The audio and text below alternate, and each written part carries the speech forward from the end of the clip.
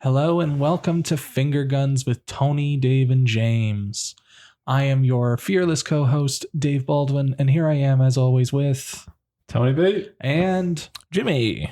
And how are we doing today, fellas? Pretty good. Yeah, pretty good today. It's a holiday. It's a long weekend. I know. I'm enjoying it. It's been nice. Definitely. I definitely need a cold shower after this weekend. I'm baby free, so I don't know what you guys are whining about. Went down a dark rabbit hole of Fantasia. Yeah. I need a new set of eyeballs. My eyeballs hurt. Yes. Yeah. Do you guys need hugs? Are we going to do the Finger Guns hug hour after this? Finger Guns hug hour. Maybe watch a couple of rom-coms, like something light. Yeah. Specifically Matthew McConaughey rom-coms. Yeah. Yeah. I need like some Failure to Launch, Ghosts of Girlfriends Past. I just need that on repeat for a bit. Sure. Just so I can. Not How to Lose a Guy in 10 Days? Yeah, let's do that. Let's throw that in for good measure too. Yeah. Because that one's better than the other two. Ghost of Girlfriends Past is an all-timer. Michael. Are you fucking kidding me? All-timer. I will die on that hill and I will fight it to the end, dog. Are you fucking me right now, Tom? That's Michael a capital Douglas, C choice. Emma Stone, just because Michael Douglas, Breckin-Meyer, come on. You're gonna die on settle down. You're gonna die on the hill for Breckin-Meyer. I've never heard anybody be that excited about Breckin-Meyer in their lives. I don't even think Breckin-Meyer's excited about He's definitely Breckin-Meyer. not excited Hopefully about Breckin-Meyer's parents Oh, maybe. are excited about him. No, he's a disappointment. I'm sorry, Breckin-Meyer. Don't hate me. Friend of the podcast. Well, he's not going to be a friend of the podcast now. Our apologies go out to Breckin-Meyer. Well, I was watching cable on the weekend, and I managed to watch parts of My Best Friend's Wedding and Wedding Crashers. Oh, cool. So I'm feeling that's a cable staple, man. Yeah. They cut out the best part of the movie. Of course, obviously. They cut out just before Shout even starts. Like you don't even see them partying. Weak sauce. Weak. Edited for TV needs to die. Weak. There's only one good thing it's given us, and it's, do you see what happens when you meet a stranger in the Alps? It's the only thing it's given us. What about Yippee-Ki-Yay, Mr. Falcon? Oh, that's a good one, too. What about, where'd you get that Scar, tough guy, eating pineapple? I do love that one. That one is a good one. That one is good. I know RoboCop has the the edited for TV version on the Arrow. I kind of want to watch it just to see what just see what they cut out. See what not shenanigans. What's your word? Hilarity. Okay, just see what hilarity ensues. It's just gonna be like they're gonna be panning over to when Peter Weller just gets pieces blown out of them, but instead it's just gonna pause and like it's gonna be a repeat frame on the guns firing, but you never see Peter Weller losing chunks of his body from those hand cannons. I really want to fucking watch. Do you guys even want to record today? Can we just go watch fucking RoboCop? All right, podcast over. See us. All right, credits roll, everybody. Yeah, I fucking love RoboCop.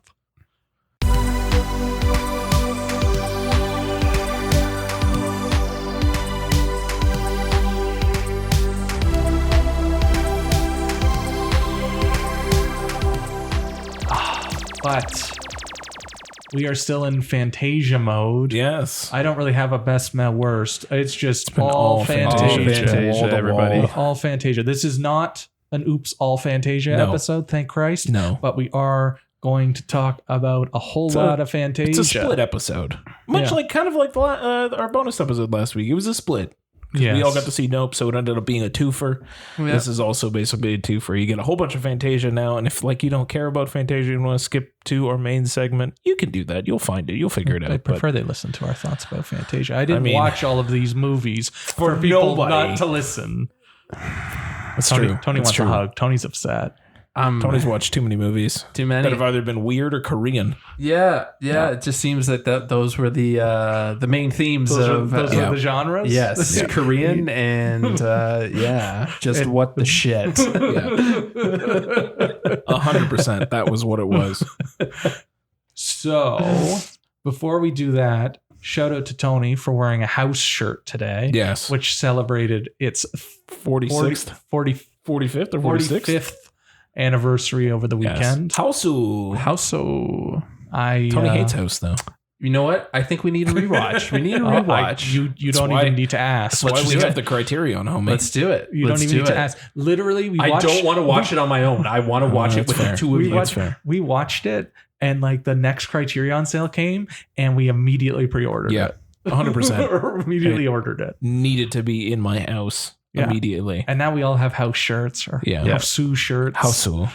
My Criterion came after I got the house shirt. So we all own it on Criterion. It's just the most unique piece of film I think I've seen in a long time. It is something else. Everybody, give it that. It is a journey. I love just watching it and thinking, wow, they made this in response to Jaws.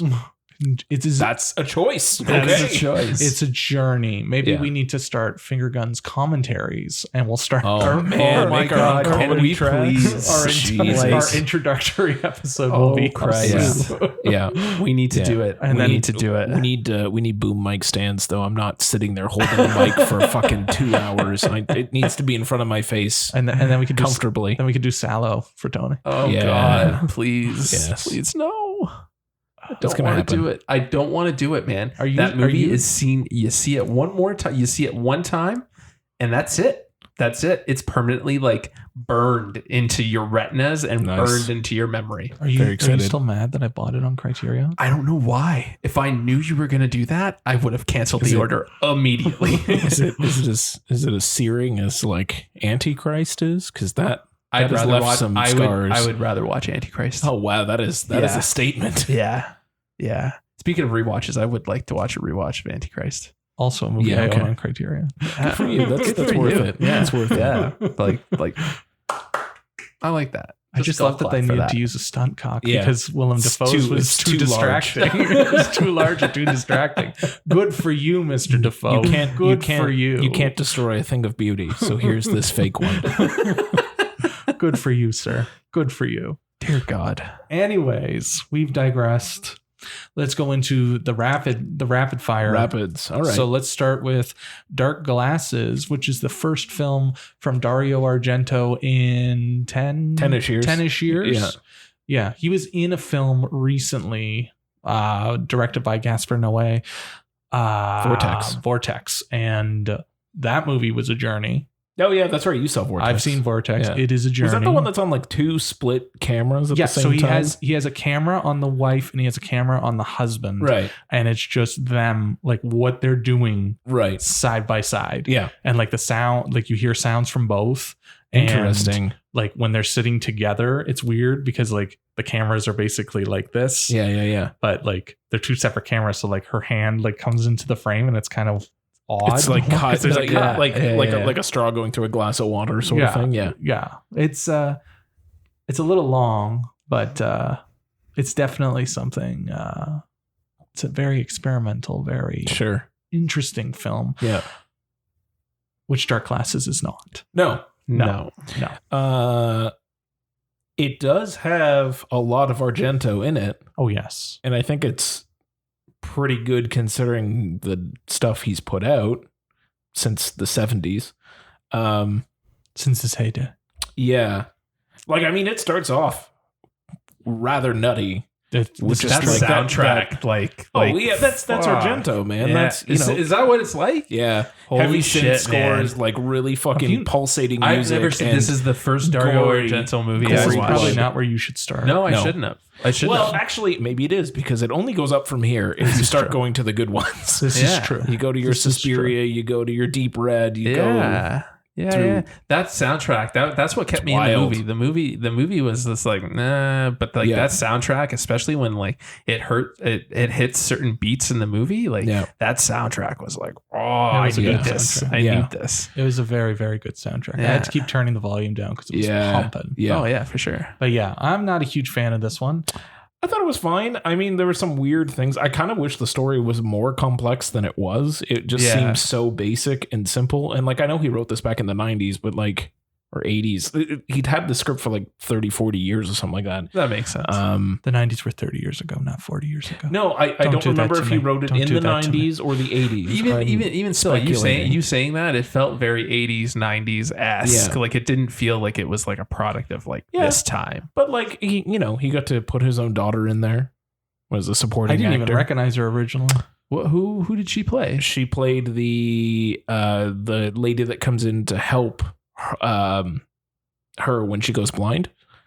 Oh, is that his daughter? That's his daughter. I thought that's Asia. Yeah. Okay. That's Asia Argento. You didn't recognize her because you don't see the tats. Yeah. No, like I thought, because she has very distinctive tattoos. Yeah, she's the love interest in Triple X, isn't she? That's where I would recognize her from. I believe she's the love interest in Triple X. She's also in Land of the Dead, and she gets slandered pretty badly in Roadrunner. Yeah. So, yeah, you might remember her from Roadrunner. That's what it was called, but right? Like, Roadrunner? Yeah, it was Roadrunner, the Anthony Bourdain doc. Yeah. Terrific doc. I had to do a double take for a second. I thought you were referring to the Looney Tunes, and I was like, that doesn't sound right. Yeah, she's not on the she's not running with the Roadrunner, Wile E. Coyote. Yeah, Wile E. And like remarkably, both of them look very similar, so they're kind of hard to piece out. Like the lead actress and Asia kind of look alike, so it was just like a little off-putting as well if you don't specifically know who Asia is. Yes. But I don't know. I wish it had more to it than what it did. It felt very like basic. And then when you find out who the killer is, you're just like, let's put a pin in that and come back to it when it premieres on Shudder. Yeah. I'm not giving anything away. Yeah, no, there's other things I want to talk about, but we'll put a pin in this. Sure. Yeah. It wasn't the best movie that we saw at Fantasia. No, definitely not. But we have some thoughts. Yeah. Yep. Next, Incredible But True, the new film from Quentin Dupieux. I had to make it rhyme. It was there. No, you did well. You did well. Can one of you describe what this movie was about? Because time travel, time travel, but like time travel by 3 days. Like 3 days. There was 3 days. Kind of. You go 3 days back. 3 days back. And the day moves 12 hours forward. You go 12 hours forward. Yeah. That's weird. It's not quite. Your timeline goes 12 hours forward, but you move you physically are 3 days younger. Yeah. So like linearly, it still keeps going, but you're moving backwards. Or not backwards. Your age is declining. Your age is declining. Yeah, that's what I meant. But you're still moving. Yeah. It's complicated. It overly complicates itself, and it just gets really, really silly. And there's an electronic penis or an eye penis at some point. Oh man, that part. Just no notes. Wild. And this movie is what, like 70 minutes before 75 minutes, and then they yada yada. Yeah, they had to yada the end. They had to do a fucking montage. You know what? The 10-minute montage was the best part of that movie. Like I guess dialogueless montage for 10 minutes. That was my favorite part of the movie. No. I just, when it got to it, I'm like, oh, they're just going to yada its way to the end. Okay, sure. Literally the same reaction. I liked the montage. I hated it. I was Deerskin is better. I wasn't a big fan of the film, but I did like the montage. Just watch Deerskin instead. It's still a unique film. It's a cool concept. And it's definitely a fun concept. And he does tell a pretty tight story in 70. Like he loves. I appreciate that runtime. He loves his 75. God bless that 75 minutes. Right? Yeah. Right. We need more people with that kind of brevity. Oh, for sure. But yes, sure. I just don't yada it. I do like the through line in Deerskin. Yeah. Yeah. Simpler, easier, less robotic penises. Yes. Hey, Dave. How'd you feel about those ants? I did not feel great about it, Tony, and I don't want to talk about it. Oh yeah, I forgot that was a thing. You're kind of a dick for bringing it up again. Yeah, how's it feel? How's it feel to bring up things that just need to die? Like Whip It? Yeah. Like that movie. Is Dave's thing going to be Ants? Wait, the movie Ants? I like the movie Ants. Woody Allen? Sure. Sylvester Stallone. Neurotic Jew ant. Yeah. Christopher Walken's in that too. I said Stallone. Sylvester Stallone. Jennifer Lopez. Sure.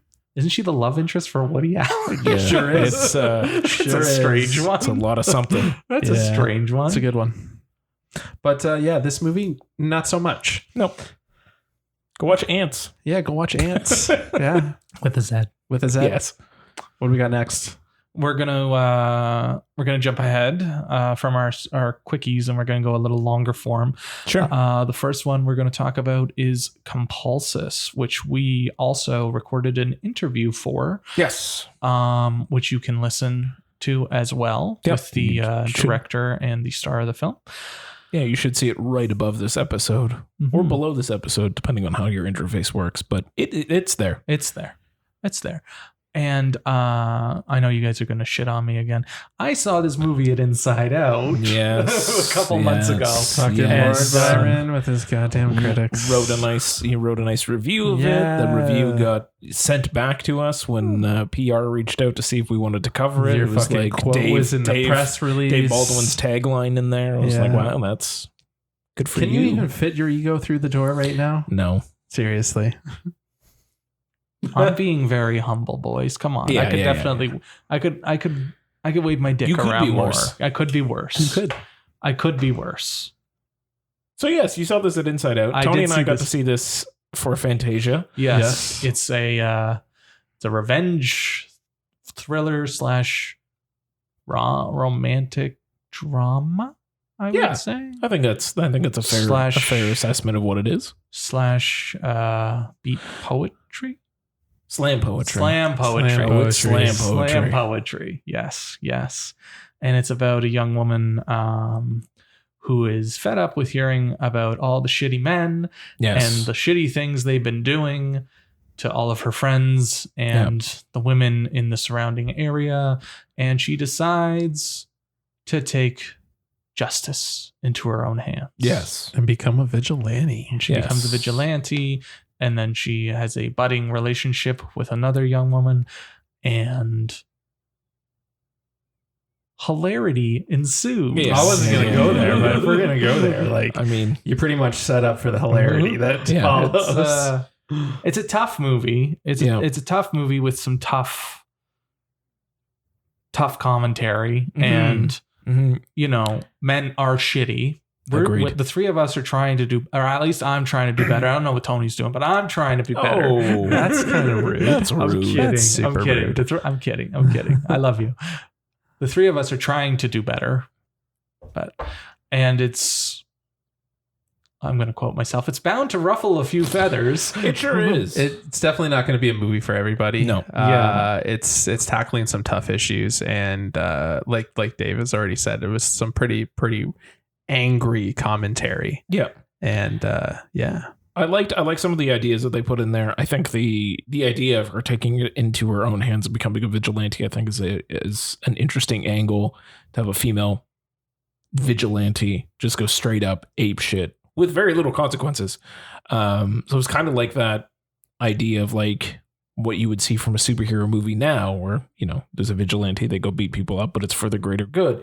I like that they, with the budding romance, as we were kind of talking about, between her and her partner, the stenographer in a court, Lou, having that angle of Lou coming in with the sort of the moral aspect of it, like, yes, okay, you're doing what would be a good thing based on what's happening to all your friends and how men continually get away with abuse and harassment and sexual harassment and all that.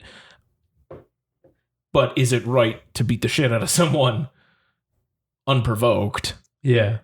From your perspective, like, you were not the one who was personally wrong, someone else was, and you've enacted quote unquote justice against them. So I like that idea of like that moral question coming in and having someone that's related to sort of like the law side of things, question whether it is morally right, and then what happens with their relationship as the movie progresses. So yeah, because it gets rather toxic, which I think is another interesting, toxic and complicated, which I think is a very interesting angle to go down, a path to go down for this kind of movie. Because just the way I'm describing it, it sounds like a Thelma and Louise, but that's not how it plays out. Correct. Mm-hmm. Yeah. Which I appreciated, as well as the motif of not showing the men, the one guy's face. It's the same guy playing all the men in the film, and you don't see his face. He barely speaks. They beep out his name. And you don't really see. He's just a man. He's there. He's literally a stand-in for every single man. Exactly. Because he's a piece of shit. Yeah. And you don't really see the violence that she inflicts. Correct. You just kind of hear about it. It happens off screen. It happens off screen. Yeah. Because you can get lost in like the violence of it all, right? But by having, that was one of the things that I liked a lot. They weren't focused on the violence and what she was doing. Everything was like done off camera to show that it was just another person. To let your imagination take over. Take over. Take hold. Yeah. Yep. And I think my only sort of like note on the entire thing, I liked it as well. My only sort of note was at times it felt like it could have used a little bit more polish. Like there was moments where I was like, oh, this doesn't feel like, there were some scenes that didn't feel like the rest of the film. That's fair. It's Tara Thorne's first film. Yeah, first full feature. Yeah. So there's certain parts that look a little rough around the edges, and there's a couple too many montages, I think. Like I love me a montage, like, but as we've stated already. But I think that they could have put it out a bit further. Yeah. And now that I understand what bisexual lighting is, I love that there was bisexual lighting. Yes. It was gorgeously lit. It was very well lit. There was just some shots that I was just like, but it's the first feature. I'm forgiving. And like Leslie Smith, it's her first film too. She was terrific. Great performance by her. Terrific. She's a big theater background and was like in a lot of like stage plays. Yeah, well, she looks very like you kind of hang. It translated very well. It translates very well, and you kind of like hang on on like what she's doing and the slam poetry. Like you hang on every word. Like it's very well done. Yes, it's very well done. There's a few rough moments, but I think it's one of my favorites of the festival, and kind of like one of those. Like it's not the best movie of the year for me, but it's one of those ones where I'm just like, you should check this out, and this is keep her name in the back of your head. Yeah, exactly. Keep her name. Keep these two in the back of your head. Tara Thorne, Leslie Smith. Keep them in the back of your head because they're gonna go places. And men, stop being shitty. 100%. Yep, 100%. I'd agree with that. But also, check out our interview for this one too. It gives you a little bit more, some other insights that we have. Yeah, that was fun from getting to talk to Tara and Leslie. So exactly. And just because we didn't name her, Kathleen Dorian was who played Lou. Yeah. And she is also very, very good in the film. Yeah, agreed. So I wanted to give her a special shout out as well. So next we have Cult Hero. Tony, tell me about Cult Hero. Pretty simple premise, you'd say so? Yeah. I mean, sure. So a wife and husband. A husband goes to a wellness center and gets lured into a cult. Wellness center, quote unquote. And the wife wants to rescue him, and she hires a cult buster, not buster. Buster. It's Buster. It's Buster. Cult Buster. Yeah, a cult buster. Think of a Ghostbuster, but for cults, I'm assuming. And what's that thing that I always say? Hilarity ensues. Yeah. My literal first note for Cult Hero is shrug. This movie was fun as fuck. I had a blast. Yeah. It's pretty fun. It's very tongue in cheek, very cheesy. Like it felt very like intentionally cheesy, intentionally like it reminded me of Hobo with a Shotgun. The feel, the feel, not like thematically or like how it felt like one of those like grindhouse like esque movies, kind of like not so much like the feel of the movie, but like the look that they were going with. Like it was very washed out, low budget for the bits that I think that they did that were cult buster bits. Yes, and then it like I don't know. It just to me it didn't. I couldn't get past fucking 80s dude. It just Rye Barrett. Yeah, no, man, he made it for me. Like I think he was the only one that was having a blast. He knew what the movie was, and like everyone else was like kind of being serious, and like he was just on another fucking level. Yeah, and I just appreciated it. I appreciated watching him on screen. I don't think I could take like half an hour more of it. Like it ended perfectly. Yeah, you really didn't like this one, eh, James? Nope. Was he more annoying than the guy from Deadstream? To me, yes. Only because, like, I don't know, the whole shtick got old very quickly for me, very quickly, and I was just like, it didn't. No. I was just mostly bored through it. Oh, that's so come good. on. I didn't love it, but I was enjoying myself. I was enjoying myself. I think if they stylized it more like a Grindhouse thing, like the beginning was very like roughed up, beat up VHS style, and like if they kind of stuck maybe more to that outside of the bits that they were filming for the comeback special, I think I probably would have like bought into it more. It just like, to me, there was those bits and then there was everything else to get you to those bits. And like, it just didn't, and like, I didn't like her. She was kind of annoying. Yeah. And then like that tattoo that came out of nowhere. I've lived a life. I don't fucking care anymore.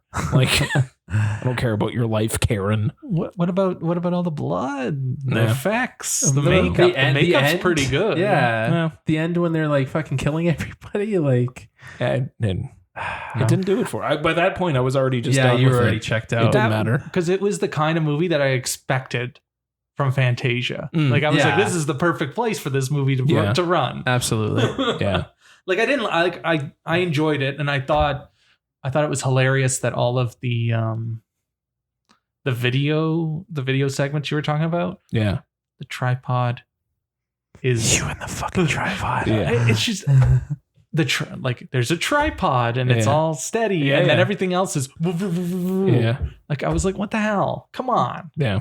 Come on. Like, I know I say it's fun and like it's a blast. I know it's like it's not a great movie, but like it's what I expected it to be. I will say that the ending kind of sucked because it was like, oh, like happy go lucky kind of thing. I would have just liked it if they just all like left the wellness center and that was it. They didn't need that like little like epilogue. And I don't know. Oh man. It was just fun. It wasn't what I was expecting. I didn't have this movie on my list going into Fantasia. It was Dave who had convinced me to watch it, and like it was fun. Yeah, I'd watch it again. Well, I'm glad you two enjoyed it. Yeah, I won't be revisiting. Thankfully, it wasn't like 2.5 hours. Yeah, thankfully. Quick and dirty 90. It was. It's just a fun, just good throwaway. Yeah, like throw it away. All right, James. All right. I'm all for Canadian content, but let's throw it away. Let's throw it away. That doesn't, no, I'm sorry. That doesn't give it an immediate pass just because I didn't it's say Canadian. It gets it a pass, but I think you should. It maybe gets it 1/2 star. I think you should give it like better, like more kid gloves because it was Canadian. Yeah, I'm not saying it's the worst thing I've ever seen. It's just it didn't do it for me. Okay. I don't have to like it just because it's Canadian. That's ridiculous. Sad times. Do I have to like it because it's Canadian? You're just staring at me. I don't know. I mean, if I made the movie, I would hope you would at least. Well, that's different. But then I'd also be biased, and I wouldn't be able to give you a fair criticism. It's true. I would have to tell you that it's the best thing I've ever seen. It's your Citizen Kane, Tony. I appreciate that. Thank you. Yes, it's your Rosebud. Luckily, I've not made my Rosebud yet. You haven't? Club 6? I mean, no, but like there was Foul Play. Foul too. Play is also pretty good. That was a good one. Hey Abbott was another good one. I don't think I've seen it. You've never seen Hey Abbott? No, I don't think so. Abbott and Costello meet the Jigsaw. But Jigsaw's a teddy bear? The Jigsaw? Not the just Jigsaw. Why not just Jigsaw? No, what was that doc you made where you were like staring out at Lake Ontario? Oh man, we try to bury that. No. I like that shot. That was a student film, and that shot was very film school. Oh, was it ever? Yeah. Don't put that. Like you did some good work in that movie, but I appreciate that. Thank you guys. Some of the film schooly bullshit. You should probably get rid of. Yeah. That's okay. That's fine. Your magnum opus is still to come. I appreciate that. We're waiting for it. Yeah. That and my Hugo Boss suit. Hey man, Hugo. I told you first script that goes for $1 million. You know it. Hugo Boss. And we're all gonna get matching Maseratis. Yes. Do you want Bugattis? We should get Bugattis. No, please. Don't spend all your money. And no private jets. I don't want to. No private jets. I'm not Taylor Swift. We're not doing that. No. Not doing that. What about a boat? A yacht? Yeah. Nice. Can we get a finger guns yacht? That would be great. That'd be amazing. Someone pay us enough to get us a yacht. Yeah. Would that still be more environmentally friendly than the jets? Well, we can get a sailboat. Let's get a finger gun sailboat. Yeah, finger gun sailboat. We're going to have to learn how to sail, these episodes right? from sea. We'll be like Tom Cruise on that boat, pulling the big mast. That was cool as shit. That was cool as shit, man. In IMAX, that shit was wild. That was cool. And they're driving that boat. Yeah, man. Fuck. Sorry. Next. Is Next Exit. Yeah. Sell me on this one, guys. I missed this one. Sure. Oh, yes, that's right. Okay, so Tony, here you go. 2 people. Okay, wait. How does Dave do it? Like that. All right, I got it. Yeah. I got it. All right, I got the frame ready. All right. You got 2 people. It's a road trip movie. Got to deal with some heavy topics as they head to their destination in San Francisco to end it all. Do you think that they get rice-a-roni?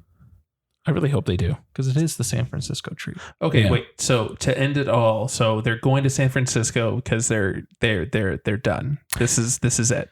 They live in a world where ghosts are real. Okay, they are real already. Where you can see, where they have physical evidence of ghosts. Yes, Ghostbusters isn't enough evidence for y'all. No, this is like you're sitting on your bed playing a game with a ghost. Okay. And they have it on camera. And it's like a legitimate thing, and they're trying to figure out how, why, and everything else. So there's a facility that is set up by Dr. Karen Gillan. I don't remember her actual name right now. It's Stevenson, yeah. Nebula? Yes, correct. It's our girl. It's our Karen girl. Gillan. Karen Gillan, yeah. She's done more than Nebula. Give her some credit. I'm just trying to see where Karen Gillan. Just trying to connect the dots. I know her from Guardians. And everyone else should know her from Doctor Who. Oh, yes, Doctor Who. Yes, it's a big Doctor show. Who, okay? Whoa. A lot of people care about that show. Okay. Nobody at this table, but a lot of people care about that show. Take it back.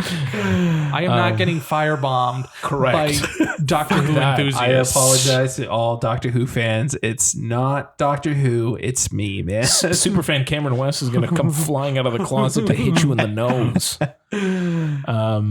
Sorry, yes.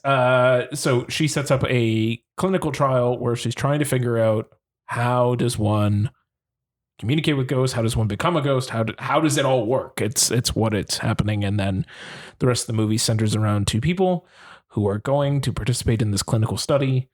And it's a road trip movie. That sounds pretty heavy. It is. It's very heavy. It is. I don't know what I was expecting, but I wasn't expecting. It wasn't that. That. All right. Yeah. It was heavy. It is very heavy, and it's really well done. It's really I liked it. Really a lot. Emotional, really intimate. Like it's a lot of questions. A lot of questions. So definitely don't miss out on this one. No, this is one I would check out. It's very like I had 2 notes. One that started with COVID movies, because it very much is very much COVID movie. Okay, and part 2 is it needed way more Karen. Obviously. Most movies do. That was decidedly not enough Karen Gillan. But most movies could use a little more Karen Gillan. But yeah, it was a strangely beautiful movie. Okay. In a lot of ways, it dealt with a lot of like themes, especially themes that are very relevant now around mental health, suicide, depression, euthanasia. It's a movie that came out of COVID. Very much so. Like you call it a COVID movie because it's so isolated and there's very little characters, but like it's because it's also the themes are there. Yeah, the themes are all there. It's very, very there. And like connection to other people and human connection. And it's very beautiful. It's great. Nice. Yeah, it's quite wonderful. Nice. It's quite wonderful. The ending I think could have used a little work, but the rest of the ending notwithstanding, even saying that, it's still very beautiful. Great lead performances from Katie Parker and I'm a hope to Jesus I'm saying his name right, Rahul Kohli. Yeah. He's from I haven't seen these ones, but I know he's in them. He's in Midnight Mass and he's in The Haunting of Bly Manor. Oh, he's one of Flanagan's guys. Yeah, he's one of Flanagan's guys. Nice. And it's just really, really well done. Great 2-hander. Nice. And yeah, if there was more Karen, it would have been even greater. But even without her, it's still. Yeah, it took me by road surprise. Trip movie. Yeah, it took me by surprise. Yeah, nice. So Fantasia's running till Wednesday, third. So I got until the 3rd. Yes. Make sure you check it out. It is worth it. And if you miss it, that's fine. I'm sure it's going to come out somewhere. Yeah. Check it out then. Absolutely. It's a good one. Perfect. Yes.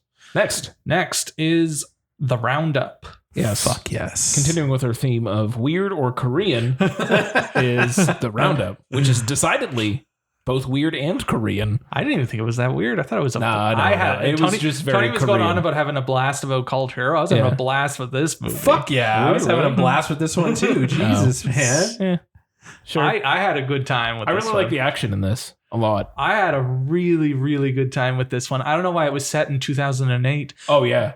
But that's kind of weird. I think that ties into where its prequel existed, because its prequel was based on a real thing that happened. Oh, okay. And I think just to keep the timeline making that sense, makes more sense. I think that's probably why it was 2008. That makes more sense. There's supposed to be another one coming too. Nice. And big Korean beef. Beast Cop is his nickname. They didn't call him Beast Cop in the movie. I was waiting for them to call him Beast Cop. And I'm looking at the synopsis, and it's like the Beast Cop is back.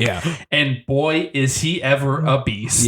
Yeah. It was some cool shit from all I've read about the prequel, because I haven't seen it yet, although I will watch it just to get an idea. I want to check out the prequel for sure. The Outlaws. The Outlaws. Yes. Sorry.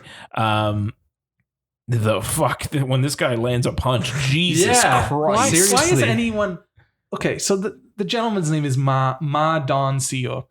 He's also in Train to Busan. Yes, he is. Have you guys seen Train to Busan? I have. Oh, Tony, what the Tony, you need to watch fuck are Train you to doing Busan. with your life? He's also in he's in Eternals, which yes. I have not seen. Am I the only one that's seen Eternals? Yeah. Oh my Christ. Yeah. I just haven't had. Well, I just don't care. He's a great actor, but he's in the good, the bad, and the weird, and he's also in The Gangster, the Cop, and the Devil. That's one I really want to see that cool. one for sure. All of this said, he's a larger fellow. Yes. And he can basically, anytime this guy fights, the movie turns into a hard rock movie. Yeah. And like the sounds get like turned up to 11, and just like every time he lands a punch, it sounds like he's punching through a tree. Like when you hear the other people punch, it's just like, just bang, bang.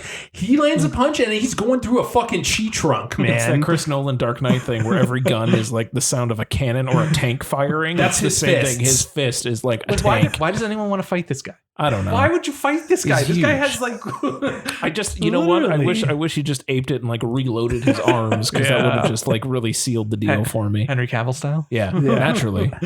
He was the best part of this movie. Like anytime he was on screen, he lit it up. Like this is the first movie I've ever seen with him in it. He's so much fun. He was so much fun. And I liked, you were going on about the Outlaws, which we haven't seen, but I'm assuming many of these characters were in that film, because there's definitely a camaraderie between all of them, and they all act off each other very, very well. Yeah.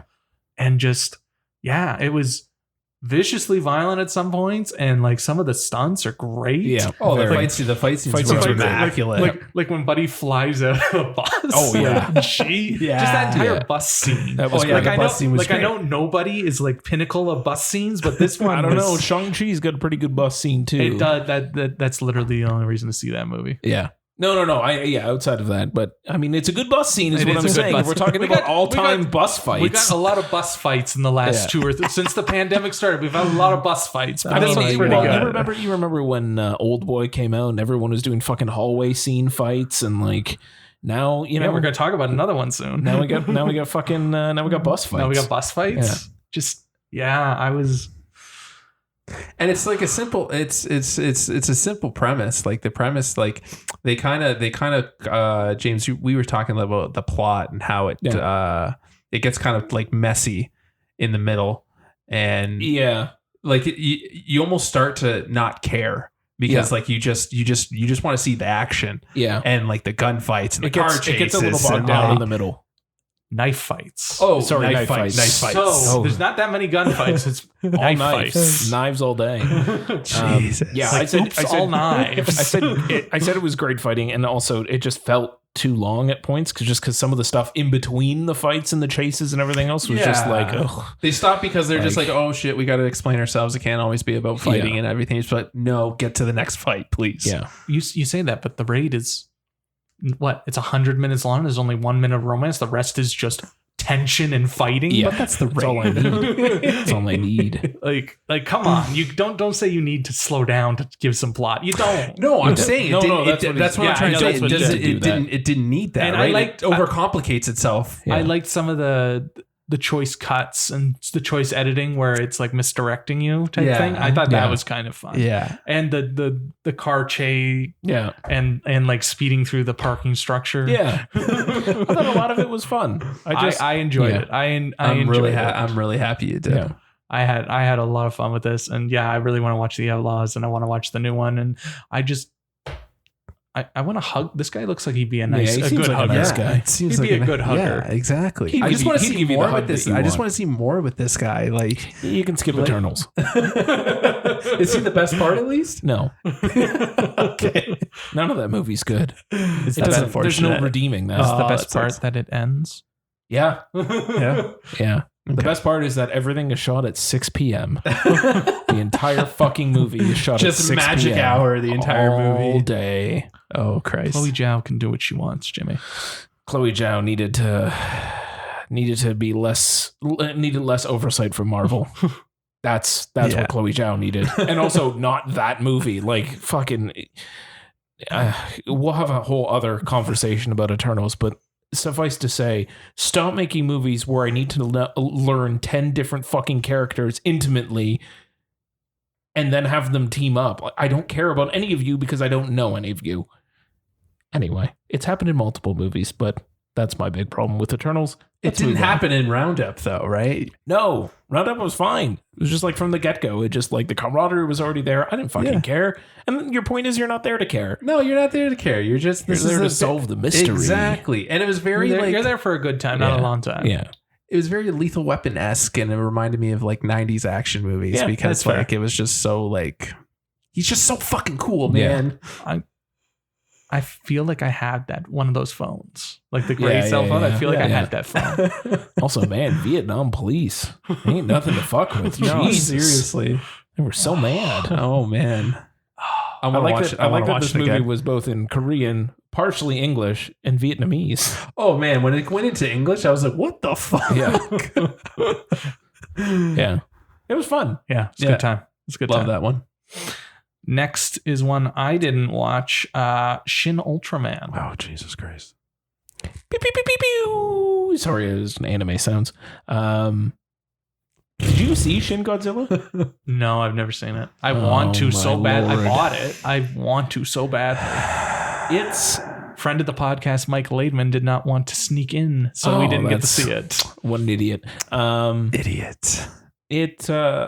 Shin Ultraman is very much in that vein, though. It feels like a movie made now, but with the same styling and stylistic choices as like early Godzilla movies.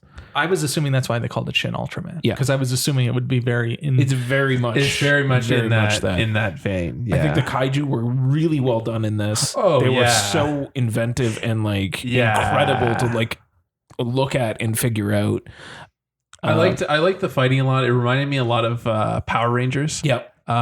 Because I'm fairly certain that style, right? Like, I'm fairly certain Ultraman was the thing that inspired the Power Rangers. Probably. It was probably on at the same time as the Power Rangers because they just. That was all old footage from some random fucking Japanese show that they just added like all the American nonsense around. So I liked all that. Like I liked the action of it all, but like I was very confused by the plot. 100%. Way too much fucking going on. I had no idea. And like by the end, I was like, "What? Did I miss something?" It just kept going. Yeah. It just was like, okay, look, Shin Ultraman, a pretty simple concept. Kaiju are in Japan. They are wrecking things. Shin Ultraman comes in to save the day. They're trying to figure out who this guy is. Okay. That is pretty good, right? Like that's enough.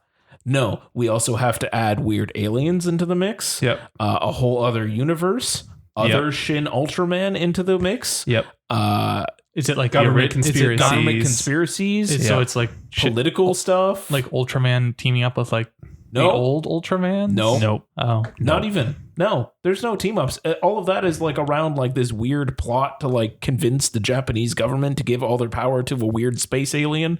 It's just it flies way off the rails, and just like as Tony said, you kind of get lost in the middle of it. And you're just like, I don't know what the fuck is happening anymore. There's people that are the size of skyscrapers, and then they're not anymore. And then they turn like they use like the same formula that Ultraman has to like ultrafy like citizens. Yeah. And like it's there's just too much going on. It's really weird. I needed to. I feel like you two just don't get kaiju movies. I'm not saying I do, but no. The kaiju stuff was great. And again, it was a good. Is there really much to get with kaiju movies? Like the monster's there, they got to stop the monster. And it was just like, here's your sandwich. That was a pretty good movie, and then they just started dumping all this fucking sauce on top. That was just like, They bombed the sandwich. Yeah, I didn't need all of it. Ooh. Yeah, they bombed the sandwich. That's upsetting. Yeah. Otherwise, I mean, like, look, if you're a fan of Shin Godzilla and you like weird Japanese political content, there's probably something in here that you're gonna like. I just don't think it's a fan of Ultraman. If you're a fan of Ultraman, there's probably a lot of lore that maybe I don't understand, but maybe we just didn't get it. No, maybe. But I'm on the side of there was too much going on. Like I feel like Shin Godzilla had a very like specific. Much like how original Godzilla was an allegory for nuclear war, Shin Godzilla was like an allegory for the Fukushima plant. This, I don't know, government in action. Like I don't, I don't know. There was just a lot happening, and I feel like it could have used a little bit more focus. Yeah, I agree. That's it. All right. Yeah. All right. So I will consider watching it still. Don't do it. Yeah. We'll do it for the fight scenes. Yeah, we'll do it for the fight scenes. All right, so just I'll just fast forward. The beginning fight scene is like pretty next level. It's pretty wild. It's pretty wild. Okay. Like, and honestly, like as I said, like we've said it, like the kaiju designs are very fucking cool. Oh yeah, definitely. Ultraman's design very fucking cool. But all right. I see you. And last but not least, certainly not least for at least this week, because we definitely bit off more than we could chew. The Killer. Yeah. Another movie that I fucking adored. Tell me why. Adored? I adored it. Tell me why. I adored it. Because of the fucking main character, man. He's just so fucking cool. That I had literally cool with a capital K. Who the hell do you think can pull off walking into a room holding a venti coffee and literally headshotting people with a fucking maybe John Wick? So just to give a small little description of what this movie is, we have another simple premise. A guy who is a contract killer, retired contract killer who has to protect this one girl. That's it. He doesn't even have to protect her. He has to babysitter, and then hilarity ensues. And he has to track her down again and get her back multiple times. She just becomes a MacGuffin for the rest of the movie. Yeah. If she just fucking listened to him, there's a pile of dead bodies. Jesus, yeah. A lot of headshots. A lot of knives. And a hallway scene. I'm pretty sure he went through like half or like 75% of the Yakuza in that movie. Yeah.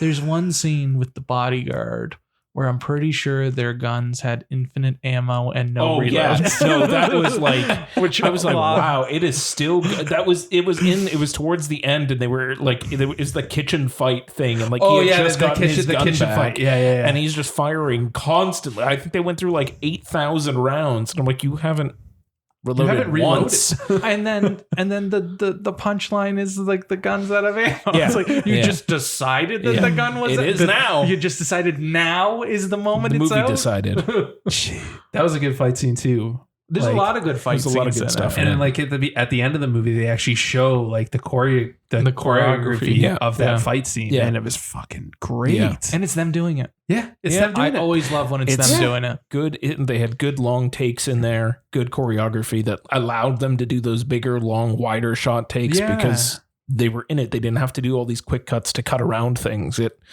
was still very stylized, and they like like they sped it up, slowed it down type thing. And it wasn't like Roundup. I didn't feel was that way. Roundup, I feel was like straight up, like this is what's happening. Like the hallway fight in The Killer definitely it was like, oh yeah, look, it's a big oneer, and like obviously it's not, but that's it. Fine, sure, you want to do that style, that's fine, but they're still weaving the camera in and out. Exactly. Like Tony said, you see it at the end where they show the footage. That was another. The hallway scene was another one, and like have them like on the Steadicam and shit. And I was like, holy shit, that's actually interesting how they did that.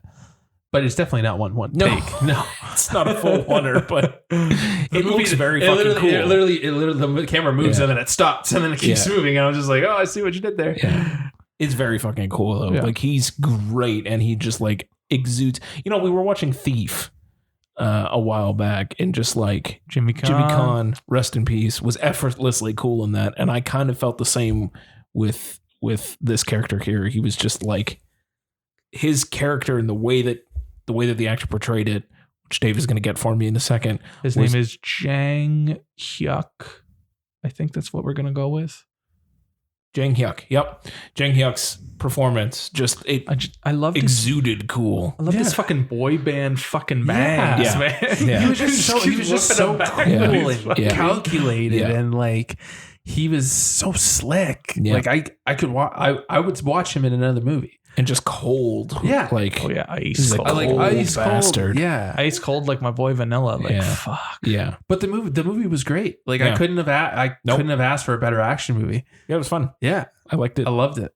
I liked it. I enjoyed it. Yeah. I enjoyed it. And it was on a whim. It was enjoyable. It was literally on a whim. Like we had made our list, and like I was going through the list again, and I was like, you know what? This kind of sounds kind of cool. Yeah. I'm glad I picked it out. Yeah. Didn't really have anything new to it. I don't think it said anything new or different. No, I don't even think you needed to say anything new. It was just action. It was just a stylistic action movie, and it had a plot that made sense. It had a MacGuffin that you had to chase, and they didn't it didn't overcomplicate anything. It literally was like it's on this road, and it literally from A to B, man. Yep. And it was vicious. Oh, yeah. Viciously violent. Yeah. Oh, my God. Vicious. Yeah. I'm not a big fan of like the CGI blood squibs, but like there were other parts that weren't CGI. And I was like, that's a lot of blood. Jesus. I also like that you might be wondering how I got here from the beginning. And I was just like, all right, cool. That's what we're going to do. Man, my favorite was he was trying to get some information. And it was like the big bodyguard that he had knocked out. Yeah. And they weren't telling him what. So he literally got the bodyguard and smashed him with a bottle.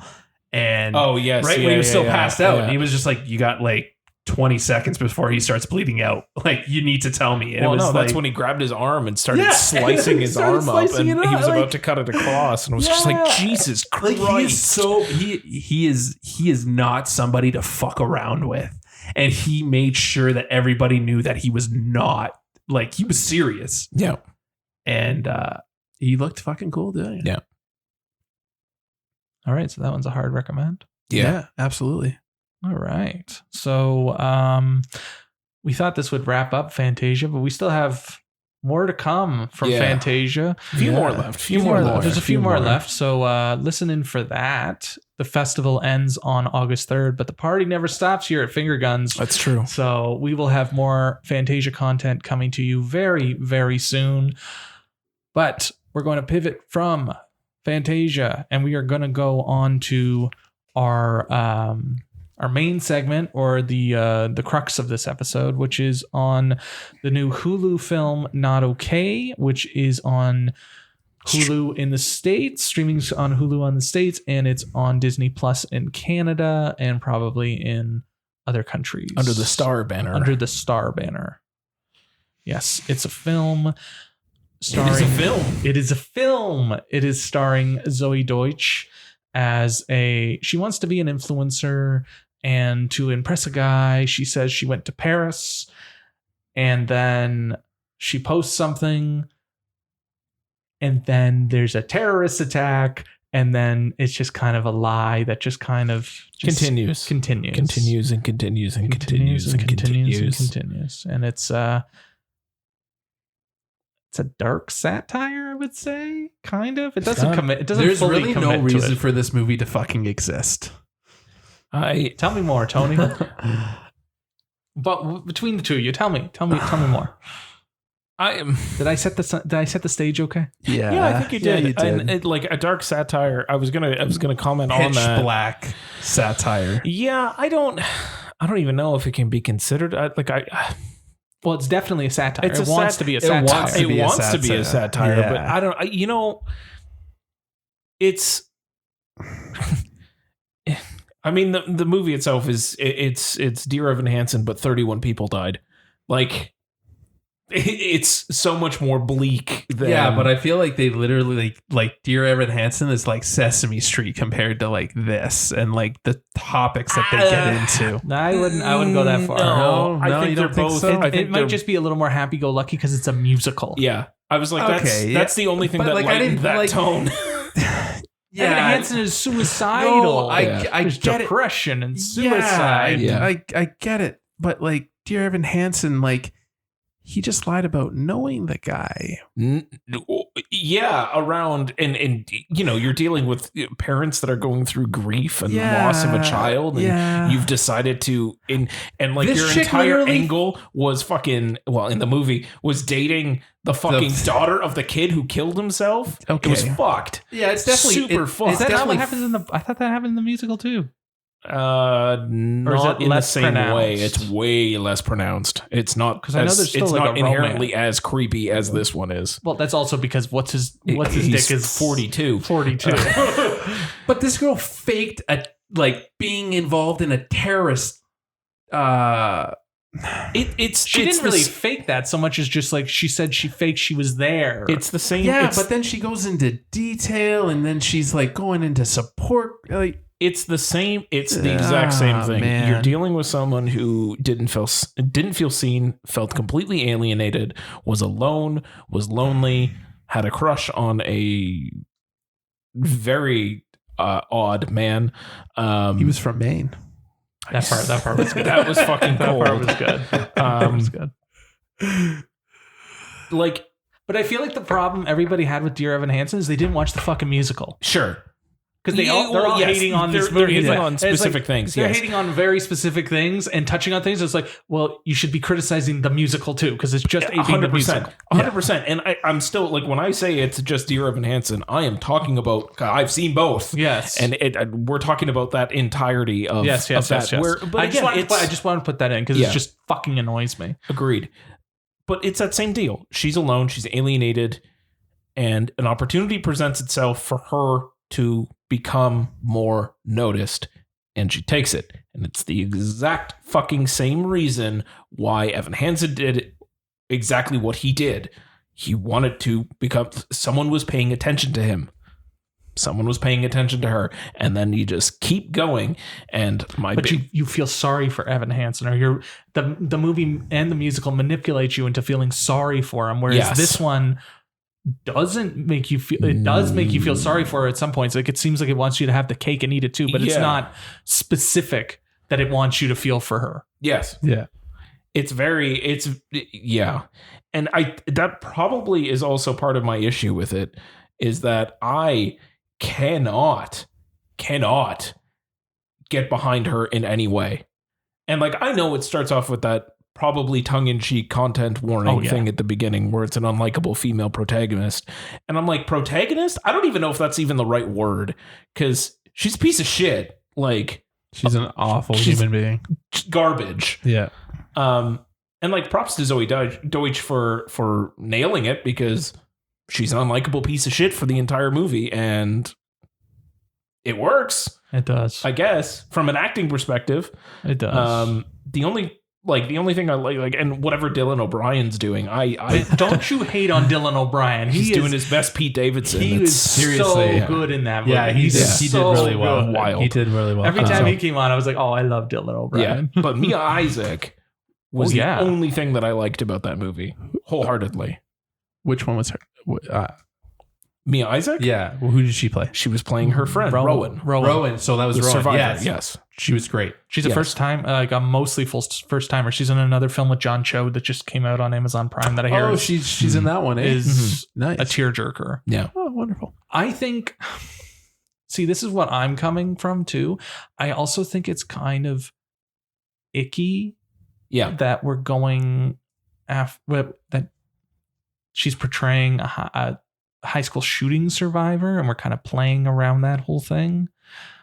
And like for Rowan? Yeah, and like the politics of like the shootings in the States, and what some of these incredible individuals are trying to do. Like they're spending their lives trying to do gun reform, and they're like, what, 18, 19? Like, Jesus Christ.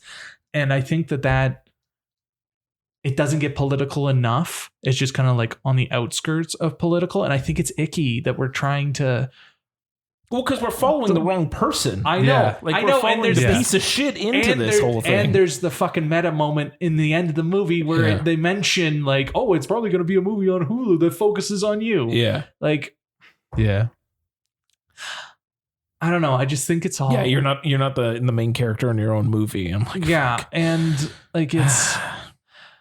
I don't know. I just feel like glorifying high school shootings, or like the fallout of high school shootings, is getting icky and icky and icky. Like they show a high school shooting scene in the new Texas Chainsaw, and I'm just like, oh. And then there's that whole like The Fallout, which is a great film and has our girl Jenna Ortega, but it's just kind of gross that. Or you have that other movie that no one watched. Which one? That I really liked from last year. Oh God, they're in the church hall. It's just two sets of parents. Oh, Mass. Mass. Thank you. Holy shit, Mass was incredible. That's what I said. Another one that no one watched, but deserved all of the accolades. That was an incredible film. That was an incredible film. Yeah. But it's just kind of like this one feels like it's. This one feels worse, I think, because of the angle that they take. I think you're 100% right that it's just. The way that you're led into that entire activism movement is through the character. Your character into this movie is piece of shit. Yeah. And so like you just kind of feel like a piece of shit for even watching this. And all of it feels weirdly performative because you know that it kind of is from her angle. And like she's aped this entire tragedy and like is using it to her own like fame and success, and then I've become a different person. I'm a better person. No, you're not. That's the other thing that, you know, between that and Dear Evan Hansen, the thing that I hate the most about these type of movies, which I'm going to call their own genre now of just cringe. There's no fucking comeuppance. Like they just kind of like, oh, she got canceled. There's a little bit. She watched a slam poetry piece that's about her, and she cried a little. There's a little more comeuppance here than there is in Dear Evan Hansen. She moved back in with mommy and daddy. Well, she got doxxed. She got fucking canceled. Like people are saying mean things on the internet. Like, sure. Like she lost it. She lost everything. Yeah. So at least she gets some comeuppance. Some things. It's not just an apple orchard. Yeah, it's not just the apple orchard. But. That was good. Well done. I think it's also because you have Zoe Deutsch, who's trying to play against hype. I guess. With that kind of character. Yeah. Right? Because she's playing like the happy-go-lucky, like the kind of character she usually does, except she's supposed to be awful. Yeah. And it's like there's certain parts where you're still like, oh, I feel sorry for you type thing. Like it's very. And honestly, like I didn't really know which way the movie was going to go until that terrorist bombing thing. And then I just went, oh, for fuck's sake, this is going to be a nightmare now. And that scene looks like ass. It does. The CGI in that scene looks like real ass. Bad.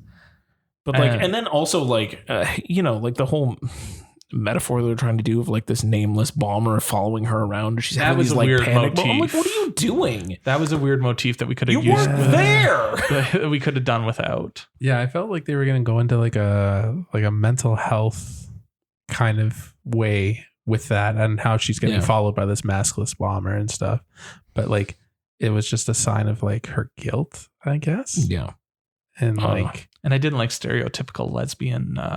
Adversary. Yeah. That was. I was like, what the fuck? Yeah. She wears all black with a black tie. Mm-hmm. She doesn't wear dresses, and she has a nose ring. Yeah. I didn't like that. Like it's also plot for plot's sake or plot convenience sake. Bitch, if you have photographic evidence of all of your lies, why did you leave your laptop open, unlocked on your desk when you went to the fucking what? I know movie's got a movie, But like, why are you so stupid? There should have been enough. Like, I would have liked it more if that girl who already started piecing together that something wasn't right when fucking Zoe Deutsch said, "Oh yeah, I went to fucking Notre Dame." I'm like, that place burnt to the fucking ground 2 years ago. Are you fucking what the fuck? Like, she was already like, something's not right here. I would have loved to see her her do the work. But why? But why would you waste your time on that? Why didn't anybody fact check? Oh, because movies got a movie. But like, if we're gonna have a moment where a character needs to find out about her lie, because at some point someone's gonna have to figure out that she was lying, because it's what has to happen. Maybe don't make it so fucking stupid as she left her laptop open. At least they showed her doing the work of making the photos. Sure. Like, that's not something movies usually do. Like, movies usually just like, oh, look at this, copy and paste. Like, she's actually doing the fucking work. That was your fun montage, a la Dear Evan Hansen. That was that. She was a photo editor. I know, but it was nice. That would make sense. Nice. I know, but it was still nice. Like, James is like, movie's got a movie. At least that wasn't a movie's got a movie. This is a realistic, like, that's what a photo editor does. Yeah, I get it. No. Because movies usually cut that part out.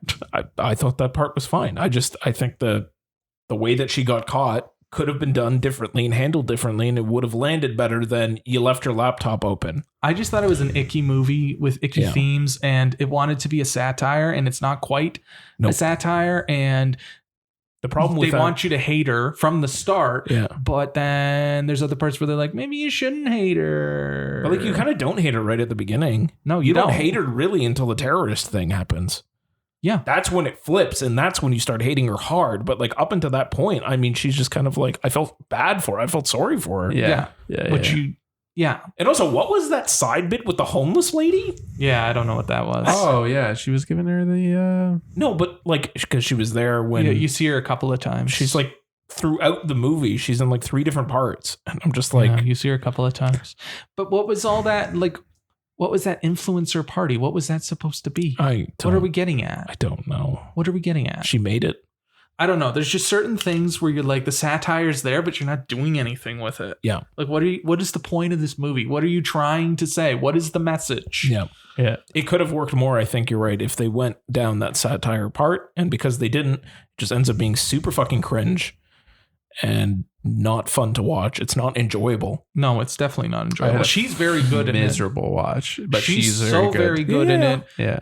The young lady who played Rowan, you just mentioned her name. She's very good. Mia Isaac's very good.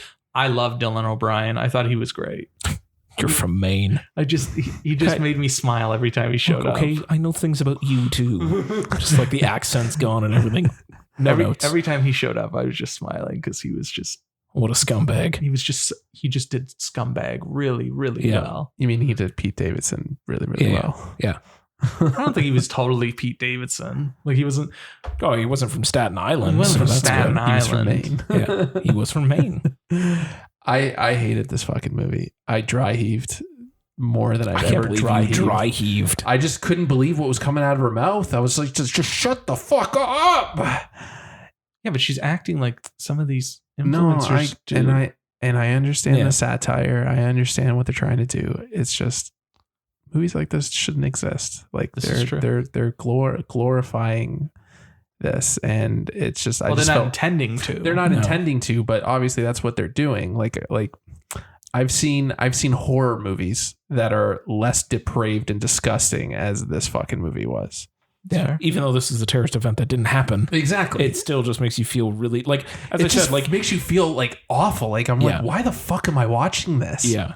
The moment you start thinking of, and like, it's mentioned in her start of her comeuppance, it's like, yeah, people died. Yeah, 31 fucking people died in this theoretical terrorist event, and you're profiting off of it. Exactly. You fucking psychopath. You're in this support like, at least group. Dear Evan Hansen would just wanted a fucking orchard. Yeah. But you're in this support group, and these people have like gone through some shit. And here she is, just happy-go-lucky, drinking a fucking iced coffee. Yeah. Like, what? Why didn't anyone say anything? Like, she's literally, like, she's been through fucking event, and she's just like, she's just happy-go-lucky. No one's saying why is she, like because you're not the one to say how you're gonna react. Yeah, I know. Yeah, that's why they didn't ask. You're playing a little inside baseball with it, right? Like you know what's going on, but the characters in the movie aren't supposed to. And then if you put yourself there, it's like you don't know how people react to different things. You don't know how people react to different things. But I will say, like I mentioned, the iced coffee and the support group and her just sipping it and fucking just like taking notes and being a shit. Like that was really icky. I did not like that. Like it's all very deliberate. Yeah. But I think the main crux, the satire's there. I just don't think they're doing it right. Yeah. No. Yeah. Yep. And the acting, like all the pieces are there. It's just not. It's not put together properly. No. And I think like the second half of the movie, they should have pivoted to Rowan. I think that would have been more. Yeah. That would have been better. Definitely. Just to bring it, just flip the script. Yeah. And change it. See it from her perspective instead of continuing down that path, because it was just fucking brutal all the way to the end. Yeah. It was frustrating. Like it was a frustrating watch, man. Like the genre is on Disney Plus is comedy. And it's like, I didn't laugh. I didn't laugh. Nope. Well, sorry, I did. I laughed at the main bit. I was burying my face in my shirt. I will say there is outside. This is more meta about our movie watching experiences in general. There is I'm not going to say a type of film, but there is a moment for us where a film is not going well, and we're like, based on where it is, we got to be close to the end. And then we see how much time is left, and we're immediately just like flabbergasted with how much more runtime there is on these fucking movies. It happened to me on this one because my wife walked out. She was like, I'm done. I cannot fucking continue with this. And I'm like, oh, come on. Like, she's already so deep into the lie. It's got to be over at some point. So I paused it because she was leaving, and I looked down and I was like, 57 minutes left. What the fuck? Oh, God. I can't. It's too much. It's too much. This movie was too much. It's too much. And it's a hard no from me. Don't even fucking bother. So your favorite Dylan O'Brien, Zoe Deutsch pairing this year is the outfit, not okay? 100%. The outfit was a fantastic movie. Yeah. My favorite Dylan O'Brien is just always going to be The Maze Runner. I still want to see mainly because Eyebrows is in it. And I love Eyebrows. I do love Eyebrows. I still want to see Love and Monsters. Yeah, I've only heard good things. Yeah, me too. So that's definitely on my list of things to check out. I'm going to need to do a Dylan O'Brien deep dive. I'm sure he'd appreciate it. I'll watch the other things. I saw The Maze Runner in theaters. Never saw any of the other ones. I think I saw the second one. In the Scorch Trials or whatever? Yeah. Mm. I've seen the first two. I didn't see the third one. I didn't even know the third one came out. Was that like a straight to VOD fucking release? No, it did come out. It did come out. It got delayed because he got injured pretty badly on a stunt. Rough. Anyway. Best Dylan O'Brien movie? Yeah. American Assassin. Okay, let's not say things we can't take back. You want to know why? Because Michael Keaton's in it? Nope. Oh. Guess who the villain is? Dave's favorite actor, Taylor Kitsch. Oh. Timmy Riggins himself. You're a big Taylor Kitsch fan, eh? Taylor Kitsch makes Dave very angry. I never was.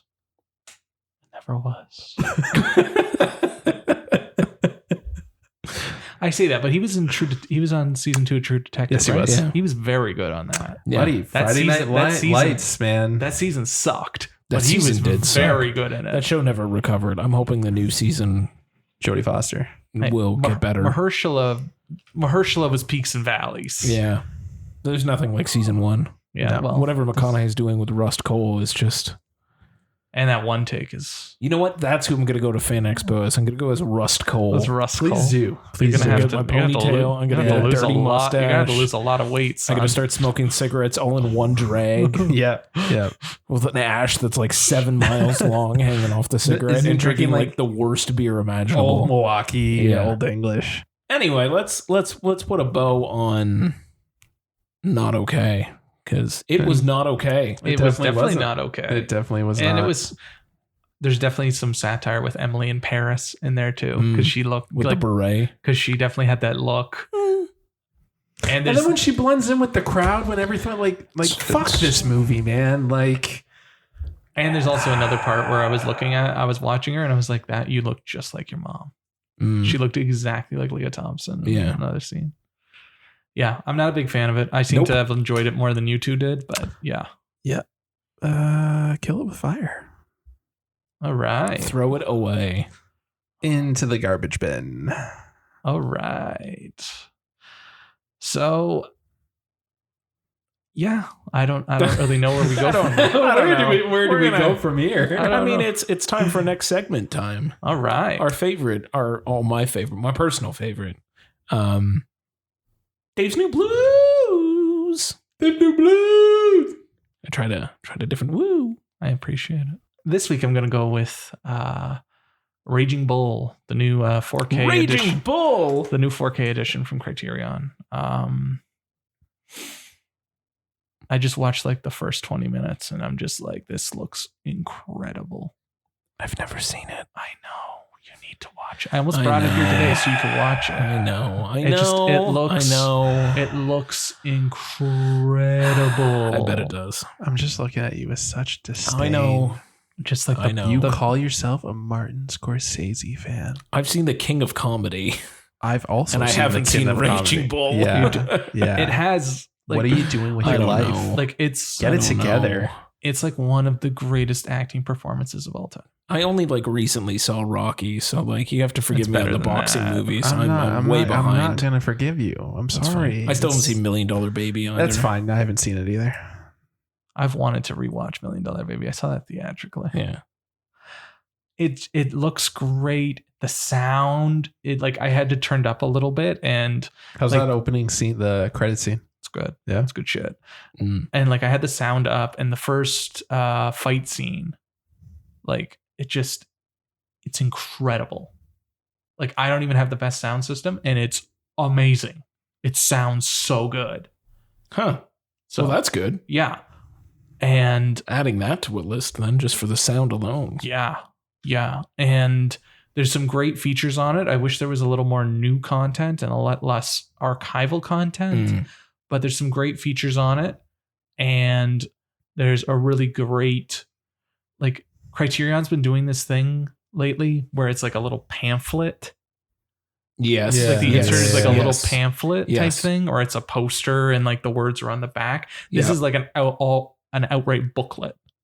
Oh, fun. I was like, why is this Blu-ray so heavy? And it's an outright booklet. Damn. Which I thought was great. And I think it would have benefited from being a digibook as opposed to the regular plastic case. Mm-hmm. I think it would have benefited from digibook. I have to correct myself. I did see $1 Million Baby. You did? Yeah. Because it won the Academy Award. It did. So I did watch it. You did watch it then. I did watch it. I remember very little things about it. So I do remember getting her ass beat though. Is it what's her name? Makushna? Makushna? Makushna? There's some sort of nickname she has. Oh. And it might be Gaelic or something. I don't know what her nickname is. $1 Million Baby. It's just Maggie. No, that's Mary Margaret Maggie Fitzgerald. They call her something. I don't know. Maybe. Oh yeah, Jay Baruchel. I don't remember very much about that movie. I haven't seen it. Minus her in the hospital. I haven't seen it since 2005. I don't think Tony knows how it ends, so don't keep talking. No, I'll leave it at that. And she breaks. Have you not seen it, dude? I've never seen it. Oh, you should watch it. I got to catch up on my Eastwood movies. There's a bunch of his that I haven't seen yet. I really want to see Unforgiven. What about Gran Torino? Obviously, love me some Gran Torino. It's a good one. Get off my lawn. Just old man yells at cloud. He yells at the racist man yells at cloud. I feel like Clint Eastwood might be the one director whose films I've seen the most of in theaters. Because he because he keeps going. Because he keeps going and because he makes a movie a year. Yeah. There was a span from $1 Million Baby until Gran Torino. The Mule, probably. Until The Mule, where I think I missed one. Wow. Good for you. Maybe two. But I went hard for Mr. Eastwood. Yeah. But Raging Bull. Magnificent film. Maybe I should upgrade. Made better in 4K. You fucked up by not upgrading this one. Buddy, the Criterion has a sale twice, 3 times a year. I'll fucking get it. You needed to get it now. You're going to regret it.